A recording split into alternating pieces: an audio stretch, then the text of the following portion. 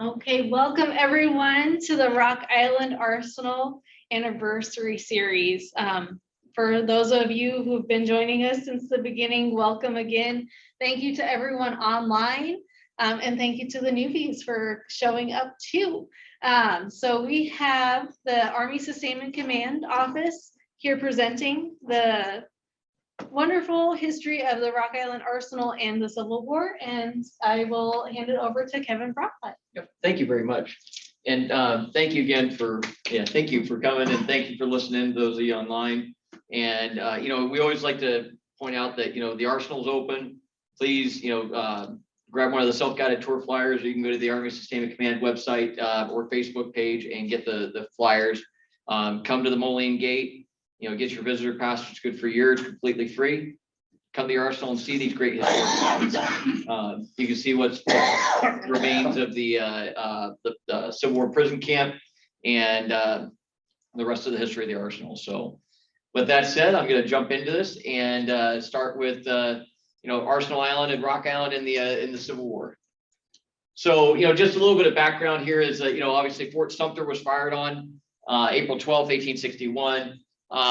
The state of Iowa and Illinois both, joined for the Northern cause. But as we will talk about through the course of this conversation, is that there was a deep divide that the river really kept the two states apart in a lot of ways. Iowa was very pro-North, pro-war, and Illinois at the time was very pro-North but anti-war. In Illinois there were a lot of peace factions that wanted to negotiate with the South and have basically a negotiated peace. And these individuals were typically called copperheads, where they would cut out the head of a copper penny and wear that as a symbol of their protest against the war itself. And so as a peace movement. For Iowa too, there were things going on the frontier. And so it was kind of in a two-front war. But it was interesting too, like the very last point down here I had, that Iowa would contribute over 72,000 soldiers through the course of the war. And as we talk about Camp McClellan here in just a second, over 40,000 of the soldiers would actually come through the city of Davenport on their way to the war front for the Civil War here. And to point out that Iowa had a population of 674,000, so that was a fairly significant portion of the state population there.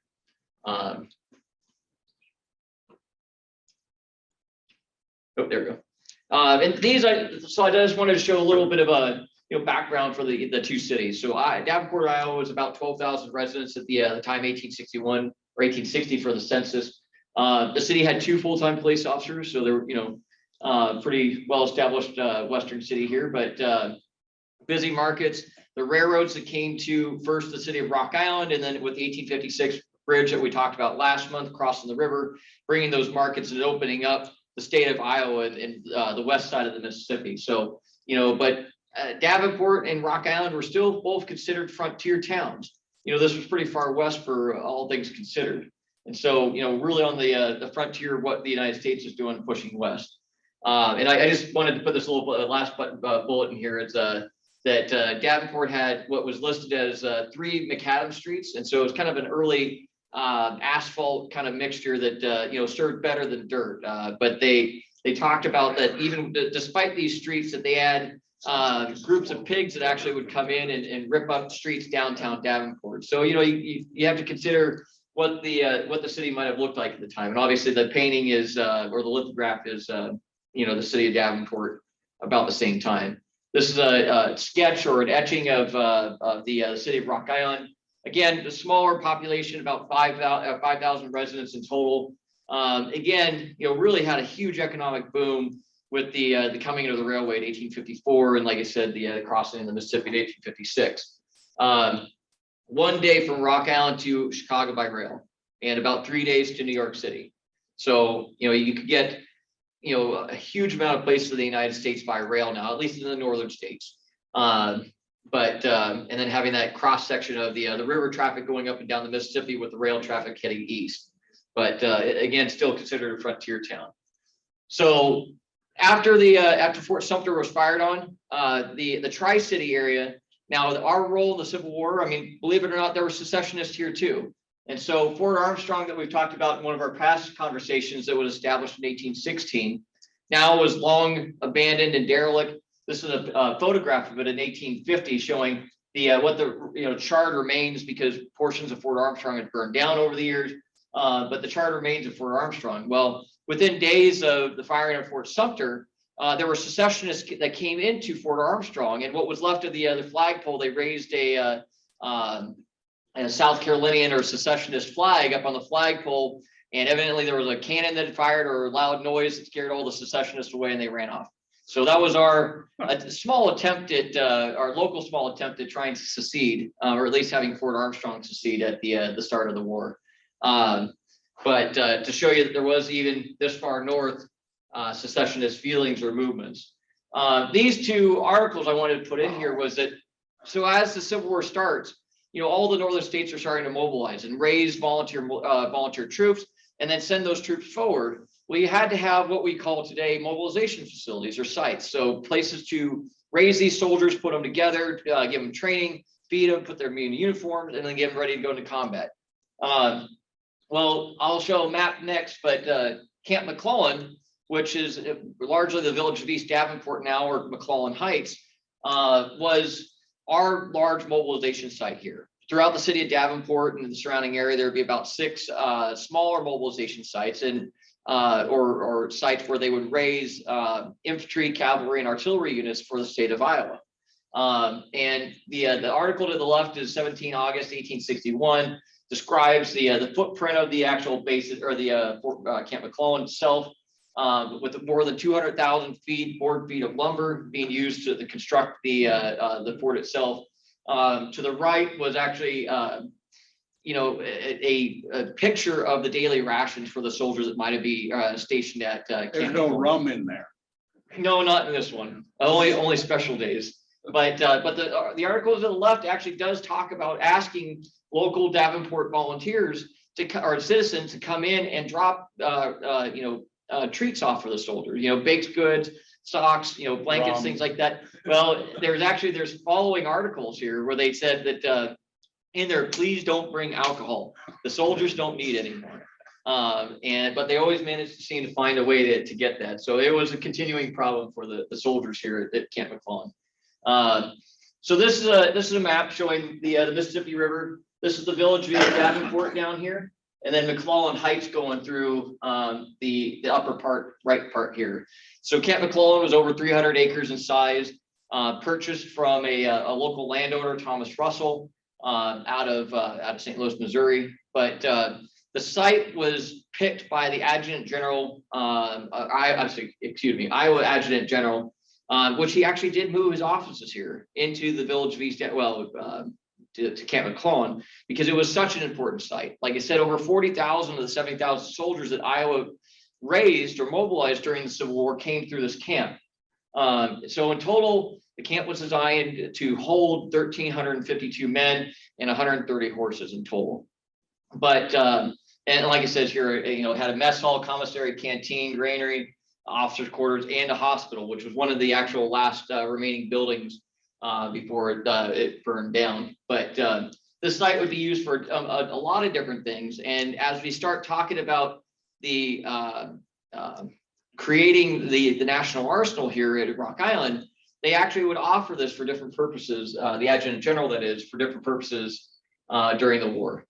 Now, this is the National Archives had this map or lithograph of the Camp McClellan concept drawing. Well, if you've ever been to the village of East Davenport, this looks nothing like, or McClellan Heights looks nothing like the area. It's completely flat, but in the camp layout kind of looks like it. So whoever drew this up had never seen McClellan Heights before. But nevertheless, this was a concept drawing of what it was supposed to be. And like it says here, the 8th, 11th, 13th, 14th, 16th Iowa Infantry Regiment were mobilized and came out of here. And like I said, there were other sites within Davenport proper that also mobilized other forces as well. But as things go, and Iowa's given its large amount of soldiers already. By April of 1862, so about a year on, the number of troops that are coming through here are starting to diminish. And so the adjutant general is looking for alternate uses for this. There was talk about offering it up as a prison to the war effort. It would actually eventually become a prison, but for other means later on, it was turned into an Army hospital for returning veterans coming back from the Civil War itself. But this would be a continuing thought as to what do we do with these 300 acres in this whole fort that we built, or this camp that we built. And I should point out that as the hospital is built, the local sanitary agent, Annie Wittenmeyer, would actually help to establish a hospital here, and then obviously at some of the other sites within Davenport as well. And so she was on the leading front of creating a hospital or location that was sanitary and obviously would aid the soldiers going forward. So to the left here is actually an original recruitment article actually ad out of the Davenport Democrat newspaper, with the date of 5 October 1861, asking for all able-bodied men to join the artillery company or battery in our sense, to join them at an astonishing $15 per month per pay with clothing and food. Now this was pretty good pay. Average soldier's pay was about $13 a month, so you're getting a little extra stipend from the state of Iowa. And asking for immediately to join, come to Camp McClellan and join this unit. And so this was really, like I said, at the waning part of the Camp McClellan's height here. But one of the things I'd like to point out too is that as the war's coming to a close for Camp McClellan, 9 April 1865, after they received word of General Lee's surrender at Appomattox, there was word going out to all these installations, all these camps that had been created for the war to have a salute, and it was actually ordered as a cannon salute. And Major Miller here says that there would be no cannon here, but very little military. They did the best he could. And later articles said that it was a multiple musket salute. So maybe a couple people got to fire their muskets off. Fireworks. Yeah, to mark the end of the Civil War. Then August 1865, the headquarters of Camp McClellan burns down. October, the hospital was closed and later sold, and then most of the rest of the buildings were torn down and were picked apart.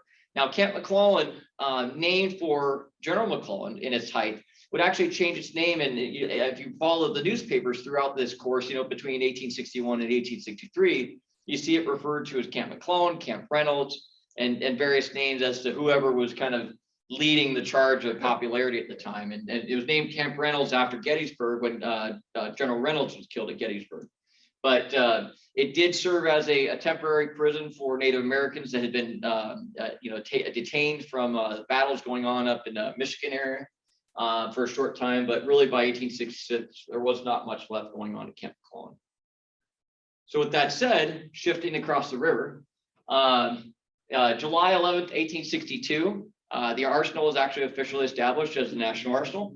The document to the left is actually an act that's signed by Abraham Lincoln here, officially establishing it in July 11th, 1862, with the commander of Major Kingsbury as the arsenal's commander. And he was set forward to establish the arsenal, start building start construction of the arsenal building itself. But because of the necessities of war, budget shortfalls, and just shortage of manpower and labor, the only building that actually got constructed between 1863 and 1867 was Storehouse A, or what we know as the clock tower building right today that the Corps of Engineers is in. This picture is about 1880, 1890 time period here. But the storehouse was actually meant for that purpose. It was supposed to be a storage building with the tower on the arsenal, or on the storehouse actually being an elevator to take up materials up and down into the building. So, but once the war ends, General Rodney gets here and moves the construction of the arsenal to the center of the island, which we'll talk more about next month. But I want to give a little bit of background to the exchange program, because as 1862 and 1863 drags on, there are ebbs and flows of prisoners taking place here. And so 22 July 1862, the prisoner exchange program was really codified in something that sounds super legit as the Dix Hill Cartel. And it was a North-South agreement that, we would do a 1-for-1 trade. We capture one Confederate prisoner, they capture one federal prisoner, they do a straight swap across lines. But with that, you would sign an agreement stating that I will not carry arms against, the North or against the South again. And so you could go back and serve in a non-combatant or combatant role. But unfortunately, as a part of that, the South was less likely to actually abstain or maintain this agreement. Northern soldiers usually would come back and they would, uphold the parole, and they would go do non-combatant roles or leave the military or something like that. So there was really no need to have permanent prisoner of war camps in a large way because we weren't keeping that many. We were trading back and forth. And it was better for the well-being of the soldiers on both sides as well. So by 1862, September 1862, the Battle of Antietam occurs. President Lincoln issues his draft version of the Emancipation Proclamation. And with that, he calls on African-American soldiers to enlist in the Union Army in mass, to help fight for this glorious cause of the North and, to defeat slavery. And so, this was kind of setting the stage for obviously what the war is and becomes. And Jefferson Davis shortly thereafter actually makes a public statement stating that, hey, we're not going to treat African-American soldiers that are captured the same way as we do white soldiers. And so that is ratified in May of 1863 by the Confederate Congress by passing a joint resolution stating and formalizing Jefferson Davis's comments, saying that Black prisoners or African-American prisoners would not be treated the same way. That they would be just enslaved them again. It was kind of a gray area, but or killed them. Yeah, I mean, there were cases, a number of cases where there were massacres where they just straight killed them. But there were discussions where they were going to put them back in slavery if they could prove that they were slaves to begin with, and it escaped. And so, now we're talking about obviously a change to the system where the original agreement was that they would be treated as equals on both sides, a 1-for-1 trade. Now the Confederacy is saying, well, these certain group of individuals are not equal and we won't give them back to you. So by 30 July 1863, Abraham Lincoln issues General Order 252, which basically breaks up the Dix Hill Cartel until the Confederation agreed to abstain or to abide by the original agreements that all soldiers were equal in this light. And so what comes out of this, or as a result of this, is that we stop this exchange program, and so we start building, crowds of prisoners on both sides. And this picture to the right is actually a drawing or a painting of Andersonville, Georgia, in 1864, which would become one of the most notorious Southern prison camps holding federal prisoners. And you can kind of see, there will be pictures later, but there was no real cover, just whatever kind of fabric you could find, tents and pieces of that to kind of get shade out of the hot southern sun. And it would become a correlation with Rock Island here. So July of 1863, following this breakup of the cartel, it was established that we need to start building prison camps. And with the Iowa Adjutant General already offering Camp McClellan up for a prison camp, there was a tension on the area with the Tri-Cities. And the War Department looked, well, hey, we got this cool thing, this cool place that we're building an arsenal on in the middle of the Mississippi River. What an ideal location for a prison camp. And so Captain Charles Reynolds was ordered to Rock Island to start establishing the Rock Island, what would become known as Rock Island Prison Barracks. And in total, there would be 21 prison camps of various sizes across northern states. And this Rock Island Prison Barracks would become one of them. Now, one of the interesting things, side stories that comes up, is that when Captain Reynolds gets here, he doesn't have any idea what political nightmare he's stepping into. Now, I mentioned the divide between Iowa and Illinois. Well, this divide was only deepened between the two editors. The Davenport Democrat was typically a pro-North and pro-war paper, and was supporting everything to do with the war, including the arsenal and the prison camp. The J.B. Danforth, which was the editor of the Rock Island Argus, was a self-proclaimed Copperhead. He was anti-war and wanted to do in every way that he could just to harm the war effort. Well, when Captain Reynolds gets here, he actually, he's starting to do the construction for the Rock Island Prison Barracks. So he puts out ads in both papers for workers, materials to add for contracts, for lumber and everything else that would be needed. Yeah. And word got back that he'd put an ad in the Rock Island Argus, which was seen as a disloyal newspaper at the time. And again, clarity statement. This is all talking about during the Civil War. Things have obviously changed now, but word got back to the Secretary of War, Stanton, that he had done this. And for a captain, you're probably not wanting to get a letter from the Secretary of War or the Secretary of Defense, that's the equivalent today, saying, hey, what are you doing advertising in a paper that is disloyal to the Union? Stop that immediately. So he actually got an order to do that, and he learned a real important lesson about the politics in the area and what was taking place here. So between July and December 1863, the camp would be constructed. This is the Mississippi River to orient you to the map with the north facing arrow pointing down. And there would be a total of 84 barracks buildings built within the cantonment or the walled facility.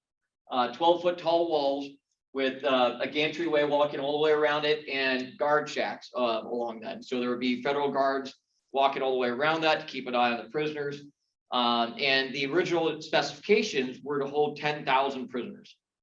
Now, from that last picture we looked at Andersonville, with just tents and pieces of fabric to cover the soldiers, these are actually made barracks, wooden barracks with stoves and everything inside. So a little bit of a difference here, right? But with that said, and with the rumors about what Andersonville was taking place at Andersonville for the federal prisoners, Quartermaster General Montgomery Meigs issues an order to Captain Reynolds, and this is what the order was. The barracks for prisoners at Rock Island should be of the roughest and cheapest manner, mere shanties with no fine work about them. He was a very fiscally sound individual and wanting to save as much money as he could possibly do, but obviously maintaining standards, for treatment of the Confederate prisoner, but nothing finery, no extra stuff. And so this was the original design of the camp, where all the Union guards and barracks were supposed to be to the very western side of the camp. I'll show you a picture here next where that didn't quite work out. This was all the federal officers and support, chapel, schoolhouse, mess facility, and then the Union enlisted soldiers would stay on the other side of the camp. There's a cemetery. Yeah, and this is actually a sketch of one of the barracks with a 25-foot width and 100-foot length. You can see the windows, and obviously this has 3 smokestacks, which actually came out later that they added extra stoves in most of them. But the stoves that they installed them were potbelly stoves, and they were described at the time by some of the prisoners as being substandard because they would only radiate heat for about 5 feet outside the stove. And that prisoners complained that during the winter of 1863-64 that a soldier had left, a Confederate soldier had left water in a tin cup by his bunk and it froze solid. And so the soldiers would all huddle around the stoves in the middle of the rooms trying to stay warm. But these were later corrected as oversights, to give them a little better style of living. But this is a modern Google map image of the arsenal showing the stone shops down here, Rodman Avenue or Rodman Drive down to the bottom here, with the Mississippi's to the north. And so this is showing the overlay of where the prison barracks would have sat on present day land here. And then this just a little bit more, again, showing with the north facing arrow pointing up, showing a little bit more as to the size and dimensions. So 1,300 feet in total length, 900 total width, with about 40 feet in between each individual barracks and 130 feet. So you had to have space in order to do morning inspection and things like that and give the prisoners plenty of space in this case. So it was overall, relatively comfortable location for the Confederates, even though they would complain about it quite a bit. And one of the unique things about Rock Island was that there was a very active photography effort to photograph the prison barracks here. So the picture to the left is actually the deadline inside the Rock Island Prison Barracks. And what the deadline would be is you can see these stakes here. They actually had lanterns on that. is that like if you've seen The Great Escape or anything like that, there was a standoff from the prison barracks wall where you couldn't come that close to it because they were afraid that if you got close, you could break it apart or tunnel underneath it. And so if a Confederate soldier crossed that deadline, he was liable to be shot by a guard. And so that was the warning. It also had a little moat that would be dug into there as well. Now the picture to the right is actually looking from the outside of the camp, looking at the reverse of the wall with the gantry, and these are Union guards looking actually into the camp itself. And you can see the gaggle of Confederates up there with a deep fascination about the photographer taking their picture as well from the outside of the camp.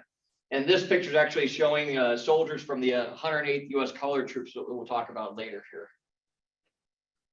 But to put faces with the names we were talking about, Captain Charles Reynolds, that first officer that learned his lesson with the newspaper and came here to picture to the left, Quartermaster General Montgomery Meigs in the center there. And then a new face comes in is Colonel Adolphus Johnson, who would become the new commander of the Rock Island Prison Barracks, taking over for Captain Reynolds and taking total charge of the prison barracks itself. Now, this is actually a lithograph showing, like the bird's eye view of Rock Island Prison Barracks here, showing the prison in the center and then the later hospital and everything that we'll break down here in a second. But it also shows the 1856 railway bridge going across. And then there's an extra bridge there. And when, J.B. Danforth and the Rock Island community saw an opportunity here. And all of this is actually what was, he would have written in as editorials within the Rock Island Argus, stating that every Confederate soldier was a dollar sign. That if Rock Island could connect, the city of Rock Island and its citizens could connect themselves to the arsenal or to the Rock Island Prison Barracks, there was money to be made, either through contracts and supporting the camp or by selling goods to the Confederate prisoners. In one way or another. And so they actually, without federal approval in any way, start constructing a footbridge from the city of Rock Island over to Arsenal Island, roughly in the same location that the road bridges today. So when talking about the guards here, though, you have a camp, you have prisoners, you have to have guards. Well, the first request for guards were actually to have 1,000 to 2,000 guards, so a regiment to 2 regiments of infantry guarding the camp. And because of the war, things aren't going well in this time period for the North. And so you need as many of the active soldiers up front. And so there were questions as to who are we going to get to guard this camp? And do we really need 2,000 soldiers to guarding a camp of, approximately 10,000 prisoners? And because of the demands, we're looking at November of 1863, an active campaigning that's going on. There's thousands of prisoners that are en route from the war or the actual active war front to these prison camps. So we had to get this kind of figured out really pretty quickly. Captain Reynolds gets and Colonel Johnson get telegrams from the War Department saying prisoners are en route, and they would return saying we are not ready. And they're like, doesn't matter, be ready when they get here. And this was actually the Davenport Democrat reporting in November 1863, talking about the first guards that arrived at the prison camp having no quarters. And I'll just read this real quick, but they found no preparation whatever made for them. There were no accommodations on the island and none in the city except for vacant stores, halls, etc., in which they were quartered. They brought with them enough rations to last until tomorrow. They will have to be colonized about the city of Rock Island until the barracks are prepared for their reception. Wow. And so you can see how the construction had been taking place, but not all the pieces of the puzzle have been put together yet. And so they were scrambling about trying to get that to move forward in the right direction. Now, the guards is an interesting story. The very first guards that were here at the camp were kind of a mismatch of different soldiers. The first ones are actually depicted here on the right, or known as Veteran Reserve Corps. They wore sky blue uniforms instead of the dark blue uniforms of regular Union soldiers. And what these guys were intended to be was veterans of the war that were no longer capable of serving on active duty. They'd either been injured or had some kind of ailment that kept them off active duty, but they wanted to continue to serve, so they volunteered to serve in the VRC, to do a non-combatant role. The problem with these guys is that was the idea, and it was for a 3-year enlistment, and the pay was about the same with less than glamorous work. And so the amount of people that they attracted on a whole were not the most upstanding, loyal citizens here in many cases. One of their favorite hobbies here at Rock Island was drinking, and getting fights in local bars in Davenport and Rock Island, even to the point where the commander, Colonel Johnson, actually put out an order saying no soldiers can go into either city until you get a direct pass from me, because there were so many fights that were taking place. They had a little chip on their shoulder too, is that the original name for the Veterans Reserve Corps was the Invalid Corps. And the initials were IC, and it didn't hurt that the IC initials were the same initials that the quartermaster department put on mules that were no longer fit for service. And so everybody said, well, you're invalid now, we don't need you, so go wear your blue uniform here. But so things eventually progressed to a little better state. But the other group was the 37th Iowa Volunteer Infantry, and they were nicknamed the Graybeards. They were raised out of the city of Muscatine, and their main difference was that they were outside the normal recruitment range or enlistment range. So men somewhere between 45 and 84. And I love, this was actually a little article that was in the Davenport Democrat here. It said, an old boy, they have a sprightly boy, the Graybeards Regiment, who is at the age of 84. He threatens to walk down to Richmond himself if the government don't hurry up. It is presumable that his mother don't know he out. That same man, he actually did exist. That same man, after about 2 weeks of active duty on Rock Island Prison Barracks, no, he said that this was a young man's war and I'm going home. And the Army let him go because he was way out of enlistment range. Now, this gentleman here was Private Thomas Weatherwax, and he was 55. And the reason why he kind of stands out was that there were different articles or different descriptions of him about nobody understood how he had the energy to fight the war because he had fathered 11 children when he enlisted in the Union Army in 1863. So you can kind of see, and their hobbies were one, also drinking, and then there was a quarry or a work area over kind of like the east side of the arsenal, right where the I-74 bridge hits Davenport Bettendorf area. And it was described that they like to discharge their muskets over at the quarry workers or the workers across the river to see how fast they would run.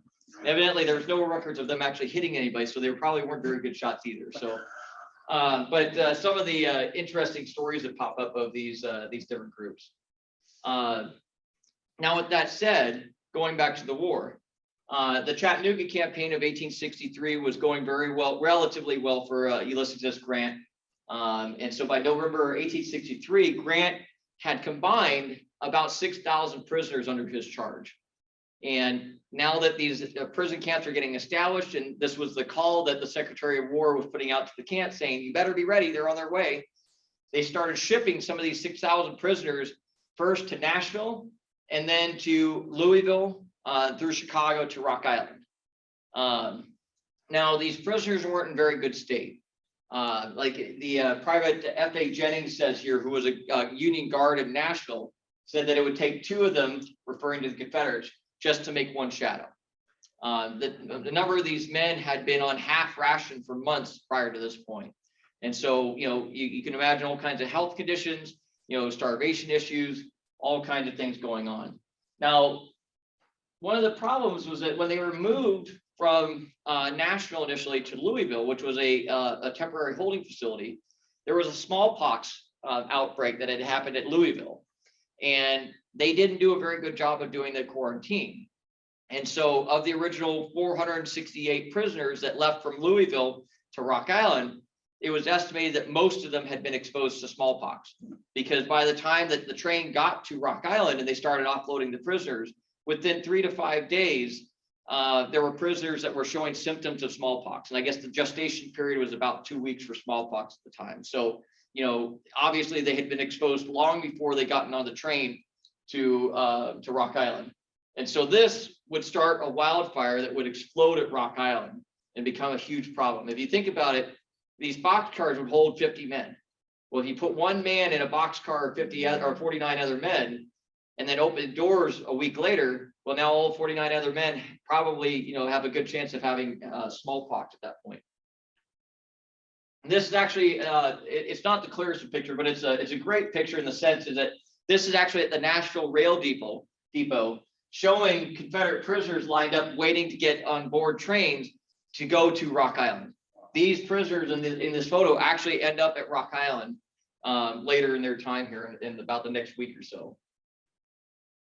Now, because of these prisoners showing up at Rock Island faster, caused all kinds of problems. The barracks, when they were constructed, because they were constructed so quickly, were constructed with what was described as green lumber, and so it shrank in the time that it was actually put together and the time that prisoners were arriving. So some of the prisoners described that they could see outside through the non-insulated wood walls because the boards had shrunk so much and the wind was blowing through. A lot of the supplies that were expected had not shown up initially. The blankets, the extra uniforms, they had plenty of rations and coal, but these other things where when the prisoners were showing up, you have to imagine they were captured in the heat of combat. They have ripped uniforms, they have missing uniforms, they're partially clothed, and they're being transported from Georgia and Tennessee to Rock Island in November of 1863. And so, it's a pretty cold environment. And one of the stories actually they describe along the way is that the prisoners, as they're going outside of Chicago, past Lake Michigan, they asked to have the guards open the boxcar doors so they could see the lake. Well, the guards surprisingly obliged and opened the doors. And then the prisoners were like, it's too cold, close the doors. And the guards said, no, one per trip.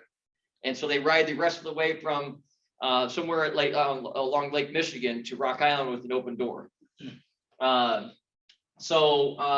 that said, these first 468 prisoners show up, and within days, 98 cases of smallpox are identified within these prisoners. The infected, basically the medical situation at Rock Island was not properly set up at the time. They weren't expecting, one, to have all these prisoners show up. Two, they didn't really have procedures on how to deal with the infected at Rock Island. And so some of these smallpox infected that had been identified as having been infected were still remaining within barracks of uninfected men. And so within that month, by the end of December 1863, 98 prisoners and 3 guards had died from either a combination of smallpox, dysentery, or pneumonia. And this would start a wildfire that especially the Rock Island Argus with J.B. Danforth would get a hold of and saying, look at the mistreatment that's taking place here at the prison camp. Oh, and I apologize. The picture to the left is actually, this is drawn by a prisoner by the name of Gish. And he didn't come with any formal artwork or art training. He actually learned how to draw and paint from another prisoner at the camp. And so they would do things like this, make little trinkets that we'll see later on, or paintings to sell, to be able to buy things from the sutler. And this wagon coming through here is a sutler, where it would be a contractor that would come through and sell wares that was approved by the Union guards to make their life a little better, tobacco and sometimes rum or small pieces like that. So this was a beautiful color drawing of what the camp looked like during the war in the 1864 time period. So this is actually a picture of Confederate prisoners on parade. So these soldiers up front, these are actually Veteran Reserve Corps soldiers in sky blue uniforms. But in the back, each of the barracks would actually stand on morning parade, so they would be counted. It would be morning and evening parade, make sure that all accountability was there. Now, as a contrast to what I was saying and the other descriptions of how the camp was, a Confederate prisoner, J.W. Minich, describes that our barracks had a good tar paper roofs. We were protected from the rain, sleet, and snow, but not the biting frost. We were given clothing for those who had none and one single gray blanket. And as the other records talk about, is that despite the stoves being of a small size, coal was plentiful. That Colonel Johnson, obviously seeing the winter conditions through the December of 1863 and into February of 1864, the winter conditions were especially harsh this year, somewhere between 20 and 30 degrees below zero, blowing wind. There was even a description that the snow had been so heavy that it actually stopped the trains from Chicago to Rock Island bringing new prisoners. So, this is obviously a pretty brutal storm. But in the first 3 months, 600 prisoners would die. And the camp commander talking to the War Department actually sent a telegram saying, we're losing them fairly quickly now. We need to do something. And so there was a huge effort to build a Rock Island Prison Barracks hospital, bring new medical staff. There were actually Confederates that they identified, that they paroled, that had been doctors, to come try to help treat the soldiers. Proper quarantine methods were put in. When the hospital was built, there were hospital facilities. There were also pestilence houses. So the most infectious soldiers were put outside the camp to keep them away from the disease spreading to the other soldiers. But to show you how bad, by 4 March 1864, the reports indicate, like it says here, 350 prisoners were sick and confined to barracks. 715 were in a makeshift hospital. 421 were in the pest houses. And that was out of a total of 7,600 prisoners. And so a pretty heavy duty. 1 in 5. Yes, yeah. But it was a pretty heavy duty amount of sick soldiers to deal with at this point. So by July of 1864, there would be a 560 bed permanent hospital built. And there was kind of an interesting story with that too, is that the Quartermaster General Meigs was given a request saying, hey, this is something that we need to help address all these medical problems we're having. And he was the only one in his entire staff and everybody at Rock Island that saw $1,800 for the price tag for the hospital. Everybody else saw $18,000. And so the hospital starts being constructed. All these materials start coming in. The contracts are signed. And then he realizes about a month later, like, whoa, $18,000 for this? No. And then it's the same order as before, saying only the minimum required for this hospital. But nevertheless, it was constructed to standard, and it started treating it. Now, as an important note, or it's something that's interesting, is that all prisoners and guards were required to be vaccinated and were completed by fall of 1864 for smallpox. And so, you think back in the from us, but they were actually actively going through the guards and the Confederate prisoners. It was described as, prisoners, but being in the kind of confines that they were in, it had some effect to at least slow the infection rate going forward. So with this, I wanted to show that same picture, north looking to the right, south to the left of the screen, and then west to the top of the screen. So the circle at the very far left is actually where the pestilence houses were. That's where all the infectious diseases were placed. You can see it as far away from the main camp as possible.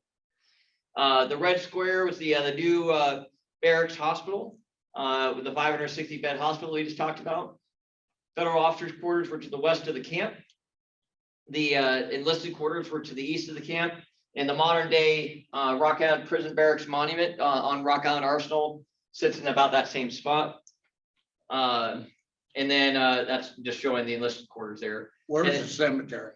The cemetery present day would be up over here just off the map. And the National Cemetery, all the other end of the island. But they were burying, obviously they were burying people. Yes, yeah, no, so he wanted, Colonel Johnson wanted the cemetery far enough away from, obviously, the water systems and the camp itself, so as they were buried, and out of the sight, to keep morale up. And then actually, roughly across the street, just a little bit down the street, and there's still a fence marking its original location, was the Union soldiers' burial sites. The Union soldiers weren't buried in the National Cemetery until after the Civil War, when the cemeteries were consolidated. And then the yellow circle at the top of the image up there is showing Storehouse A, or the clock tower that we know today.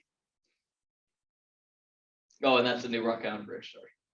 But with the 37th Iowa and the Veterans Reserve Corps, there was a changing of the guards, literally and figuratively. The new unit that was ordered to come in is a new unit that was established in July of 1863. I'm sorry, June of 1864, excuse me. And they were the 108th, what was known as United States Colored Troops. These were freed black men and, free black men and then freed black men as well. So former slaves and then men that had already been free as well. And this was created by General Order number 143 that established these units. They arrived at Rock Island Prison Barracks in September 1864. And when I mentioned earlier about the photography at the camp, one of the reasons is for this First Lieutenant T.F. Wright. He was the company commander of the 108th Company F, and he actually personally paid to have all the men in his company photographed and then have photographs taken around the camp. And so it gives us an incredible, insight into the camp. And one of the things, you always think about in archive collections, you have a picture, but there's no identification, no attribution to it. Every single one of these has a name and a unit identification into it. And he had built a photo album of all of his soldiers that later gets broken up. But the majority of them are actually at the Beneke Rare Book and Manuscript Library at Yale University. And so we have the high resolution scans of the fronts and backs, and have built profiles on most of these soldiers that served in his company as well. Now, after their time is completed at Rock Island, they moved down into Kentucky, see a little bit of combat down there. But a number of these men would actually come back to Moline and actually establish residence here in the later Quad City area.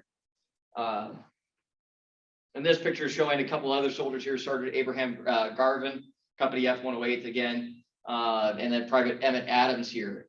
And then this picture actually shows a guard relief of the 108th here outside the barracks wall. And so these soldiers are waiting to relieve the guards that are on duty at the time. You actually see this is the gantry-way where the soldiers would be walking for the guards, and there's a guard here looking into the camp itself. And so these are their relief that would come to their aid if necessary or relieve them of their duty. Now, one of the interesting things about this as well is that with the Colonel Johnson in the prison camp and the commander of the 108th, they wanted to give these soldiers that had volunteered for the Union as much advantages as they could after the war. And so there were schools that were established. There was a financial school and a reading school to give these former slaves in many cases access to education so that they could be, have a better footing coming out of the war, along with their, obviously their training within the military and money that they'd gotten from that. But it was interesting that all these things were set up. There's a chapel, there's a school, like I said, there's a commissary. All these things were set up to provide for these soldiers. And by the time they got here, they didn't have to deal with the same conditions that the 37th and the Veteran Reserve Corps did. They actually fell in on established barracks. And so life for them was, for the most part, pretty calm. And it led to an interesting encounter, though. There were at least 2 cases of soldiers of the 108th that had former masters when they were enslaved in the camp. And so you can imagine of the post-war Confederate writings, it kind of rankled them a fair amount, talking about how, the former slave was now guarding them in a prison barracks in a later life, in this sense. But it shows that the shift in the tables here about how the war changes that dynamic coming from pre-war time. Now, daily life is talking, the picture here to the left is actually showing Confederate soldiers making trinkets. And so, like I said before, like the Gish drawing, is that they could actually make different things and sell them to local residents, send them back home, but to try to make that little extra money. The picture to the right is actually showing a number of little trinkets that were actually hand carved out of the freshwater mussel shells that they were allowed to collect out of the Sylvan Slough just south of the island. And one of these trinkets is actually on display in the Chattanooga Ironworks Museum in Richmond, Virginia, for their Confederate arsenal that was there during the war, along with one of the cartridge boxes from the 108th. But not many of these relics remain in existence to today. The Arsenal Museum actually has a violin. I was thinking of the right word. A violin that actually one of the Confederates hand carved while his time in Rock Island Prison Barracks. So these are Confederates on the left. Those are Confederates on the left that are in the process of making trinkets to sell. Okay. Or to trade. Because Union trinkets wouldn't be displayed in Richmond. No, well, I'll tell you that. No, yeah. But it's just interesting how, we don't know the exact reason why the trinkets end up showing up in the Chattanooga Ironworks, because they had one of the 108th cartridge boxes from the Union Guards in the same museum. So but nevertheless, how they got there. Another part of daily life is that if you had some kind of offense, you tried to escape, you had something else with another prisoner or something, you could find yourself riding the Mulligan mule, which is basically just 2 posts and a 2x6 in between the posts. And so depending on your offense, you would actually ride on that pole for hours at end as a form of punishment. There were also the ball and chains that could be shackled to a prisoner's leg, again, for a varying amount of time based on your offense. But that was one of many forms of punishment that you'd find there for an offending Confederate soldier. Again, inside the Rock Island Prison Barracks. The picture to the right is actually Sutler Row. So this is just outside by the Union officers' quarters on Rock Island. And the sutler was a contractor, so a civilian contractor that was hired by the Army to provide a certain service. And these sutlers would actually go into the camp and were allowed to sell these, like I mentioned earlier, certain things to the prisoners. So that's why they wanted to make the money to, benefit their life a little bit better, so they could buy different things like that and be offered different things. Now, I just forgot what I was going to say there. One of the things that we talk about often is Andersonville, the North. And Rock Island Prison Barracks gets this title not during the war, but after the Civil War is over. The book Gone with the Wind describes, like it says here, Major Ashley Wilkes, depicted on the left, as he was one of Clark Gable's friends in the movie, as having been wounded and captured by the Union forces and then sent to Rock Island. And one of the reasons why the author had picked that was because of all of that sparring going back and forth between the Davenport and Rock Island newspapers, bringing all this dirt to light about all these prisoners that were dying, how terrible the conditions were, when in reality, in comparison to Andersonville, it was nothing similar. And some of the things like that the book describes is that they would replace the word hell with Rock Island, because going to Rock Island was basically the equivalent of going to hell. You could burn in hell, and the same thing in Rock Island. Now, probably Confederate prisoners would say it's the opposite of hell because it was so cold most of the time. But the book also described that 3/4 of the prisoners that went to Rock Island died at Rock Island, which was nowhere near close. But again, this was part of that lost cause time period where they were trying to explain, the heroic cause of the Southern, the Southern Confederacy, fighting the underdog battle in that sense. And so, kind of trying to rewrite the narrative of the war at the time. Now, this next picture shows these were the living conditions within Andersonville in 1864. Just tents, shelter halves, pieces of cloth that they had to put over themselves. There was a central waterway that ran through the center of the camp that all your business took place in. Your latrines, your water for drinking, cooking, eating, everything like that all came out of the same water source. This is actually the dead line here with the fence or the wall of the camp here. Now, Andersonville had about a 27% fatality rate of all prisoners that entered the camp. Rock Island had a 16%. And so the fable or the word or the term, I should say, the Andersonville of the North came strictly out of the Gone with the Wind and out of that fight. Well, Gone with the Wind is fiction also. It is, well, yes, but even with fiction, you start a rumor and it's hard to break the rumor and everybody starts believing it. Whereas if you look at the federal prison camps, all 21 of them, the average fatality rate was somewhere between 12 and 18%. Rock Island was about 16%, so right there in the middle. One of the other interesting statistics to talk about is that for a Confederate soldier being in the Confederate Army in a non-combatant role, there was a 17% fatality rate just from disease alone. Yeah. And so, one could argue that it was safer for a Confederate prisoner to be at Rock Island statistically than it was to be in the Confederate Army without getting shot at. But you can see the barracks here again from the Confederate soldiers here at the camp. And then this chart shows by month and by day, or I'm sorry, by month, the number of prisoners that were in the camp in total, the number of guards that were in the camp. The number of guards and then the number of prisoner deaths. So you can see in the first couple of months here, it was a real heavy death toll, but again, that was all for that same reason of trying to handle the smallpox and everything else. And so a total of 12,194 prisoners were held in the camp, 730 were transferred, 3,800 were exchanged, 196 died, and which is what remains of the Confederate cemetery at Rock Island today. 41 escaped, and then 5,581 were released. Now, of that 5,000, there was another special category I'll show you in just a second of galvanized Yankees, where they actually volunteered for federal service. And then just to hammer the point home, the blue boxes here are Rock Island prisoner deaths, so deaths per 1,000 at Rock Island. The red lines are Andersonville deaths per 1,000. That looks like an epidemic also. It is, yeah, and it was because of poor care, because of just malnutrition and everything, things like that. And so there's just no comparison in between the two.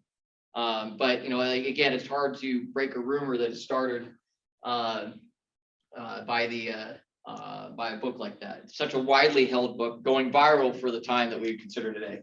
Now, this picture, it's kind of hard to pick out the details, but there's all these Confederate prisoners with their right hands up. And what is happening here is it's called galvanized Yankees.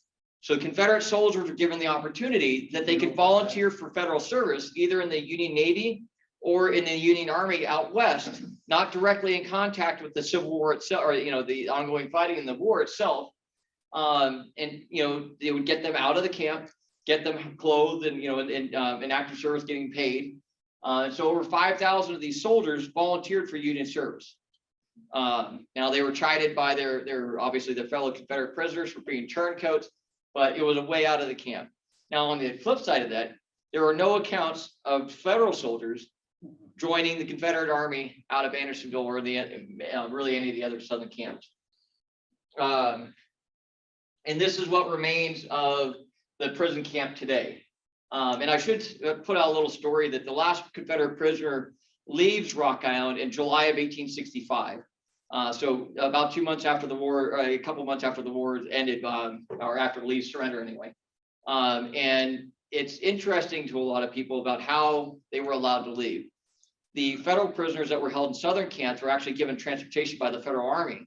And in certain cases, like the Sultana, the steamboat that ended up having the boilers explode on the Mississippi, not the best way to go. But Confederate prisoners were basically, there's a door, have fun.